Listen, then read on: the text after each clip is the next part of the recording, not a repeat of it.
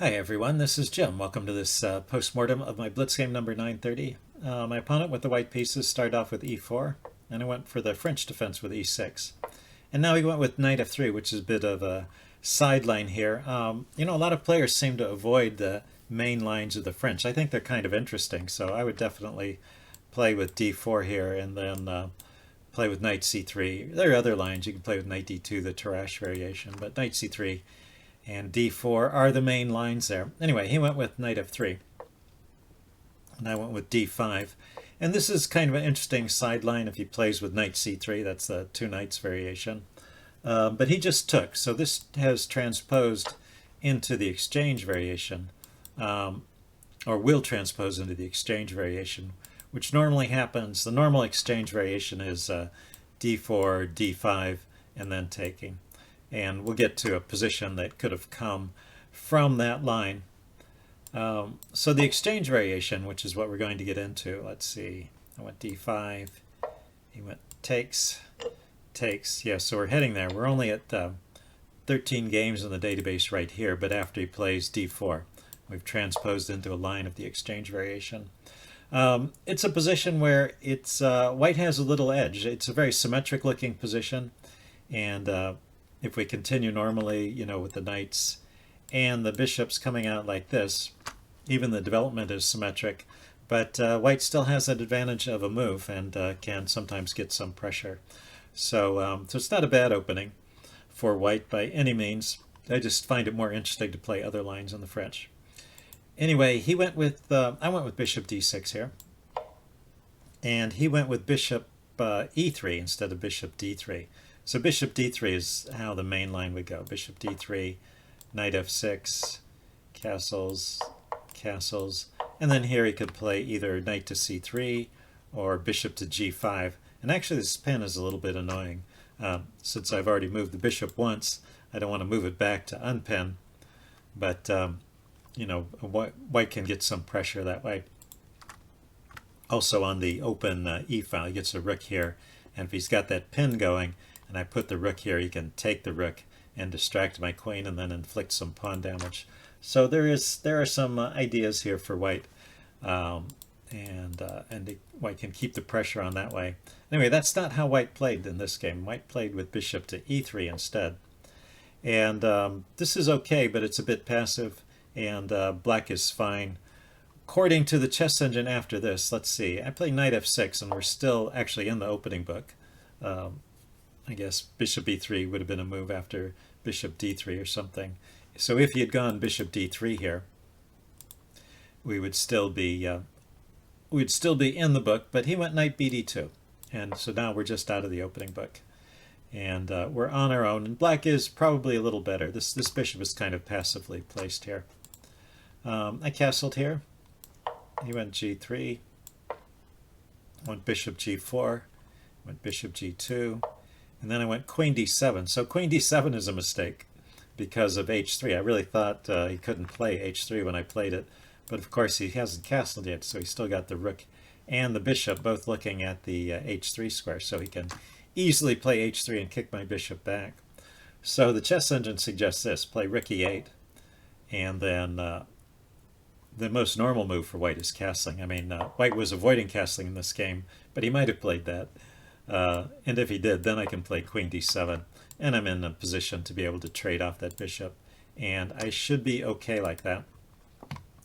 Anyway, I went queen d7 right away instead of playing rook e8 first, so that was a premature move. And after h3, white has got an advantage again. It had sort of vanished because of his somewhat passive bishop placement here, but now he's got it back. He didn't quite play this part as well as he could have. Let's see. I dropped my bishop back to f5, and he played knight e5. Yeah, the chess engine didn't like knight e5 that much, although it makes some sense. But the move I was suggesting in the game, g4, this looks interesting. Forces me to choose between bishop to g6 or bishop to e6. The chess engine slightly preferred bishop e6, but it seems bishop g6 was playable too. Anyway, and then white can castle, and he still has a slight edge here. So white is doing okay in this position, and now I've got the somewhat cramped bishop here. But anyway, instead of playing that way, he went with knight e5, kicking my queen. It's still okay. But with queen e6, I'm probably about equal once again. He went to f4. And now this is an interesting point in the game. I was a little bit worried about this bishop here. Could get into trouble via a pawn push like g4. And if he wrecks his king side, he could just move his queen away and up off the back rank, and then he could castle to the queen side. So it's not necessarily bad for him to push these pawns forward. Although he does have to be careful, as we'll see in a minute. So because of the fear of that g4 move, that's why I played bishop e4, getting out of trouble. But the chess engine says I can ignore that and play something like c4 or c5. So this was an interesting line. I just thought I would show it to you tactically. I don't know if I would ever play this in the game, even though I've seen it now. But so after g4, the chess engine does not move the bishop or defend it at all. It just takes here. And now I'm threatening his bishop and he's threatening my bishop, but white gets to go first, and when he takes the bishop, it hits the queen. So I can't just take the bishop, I have to take the pawn back, and then he can grab here. So I've gained a couple of pawns. Well, I'll gain another one here with queen takes f4. So I gained 2 pawns, but I've given up a piece. But well, this king side is kind of destroyed here. Let's see, it gives knight d to f3 is the next move by white to defend, but it thinks black is doing okay here. So that's an interesting way that the chess engine might play. I don't think I would play that way. It looks pretty crazy. Or I could have played h5 just to keep this bishop on this square and be ready to trade that off. But I didn't like that because it would open up the rook file, give him attacking chances. Pretty dangerous. So anyway, that's why I went with this bishop e4 move, and even if it's not the best move according to the chess engine, I still think it was the best move that I could play. I didn't like these other moves. Anyway, so he traded off, and I really expected him to keep taking, although this turns out to be okay for black. It's okay for white as well, so it's just a game after this. He could play something like queen g4 and invite this pawn push, which is kind of double-edged. When I push the pawn forward like that, I no longer have the option of playing pawn to f6 to chase the knight away, but it does solidly protect that pawn and gain a tempo on the queen. And the queen drops back, and this seems to be okay for me. But instead of taking, he played queen to f3. So now I get to play f6 here, kick his knight away, and his knight should just move. If his knight went back to d3, that was the suggestion. Although it could go to g4, that was playable, as well as even c4. The interesting thing about knight c4 is that I can take it, but I'll be undefending my knight, so that knight will be lost if I take his knight. But the chess engine preferred, of all those moves, it preferred knight d3, even though it thinks all of those are playable, and it gives white a slight edge in this position, but nothing great, so nothing more than the typical opening advantage. So it'd still be a game from here. Instead, let's see, I just attacked his knight, and he counterattacked by attacking my queen. And normally this is okay, and it's one of the things they teach you when you are looking for ideas for moves. You know, if your opponent makes a threat, you should make a bigger threat, and this is an example of that. But sometimes these moves can backfire. So what happened here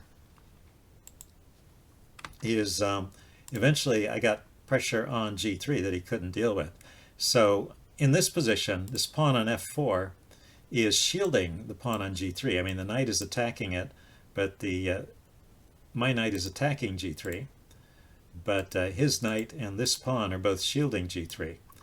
And step by step they get pushed away. First he voluntarily moves the f-pawn, which starts to open up that diagonal. And then when I simply retreat the queen, I just drop back to e7. Now the knight has to move, and stop that. And after the knight moves, there's no preventing me from taking on g3. And I'm doing this before he managed to get castled. So this is happening at a very inopportune time for white. And in fact, f5 is really just the losing move. So the game goes from being even to losing just like that. And I never really, there's still some interesting tactics coming up, but I never really let go of the advantage. So you can really say this move is what cost the game. And it is, like I said, an example of beating a threat with a bigger threat. But you have to calculate a little bit deeper and see what happens after your opponent just moves away. So he played f5, I moved away, and now his knight's got to move. He has no more. There's no other way, no way for white in this position to play a bigger threat. So the knight moves to g4. Could have gone to d3 again, but it doesn't matter. There was no way to defend this pawn, and I took with the bishop to get the check in and force his king to move. So he played king e2. And now the next series of moves, I mean, I keep the advantage, and he tries to hold on.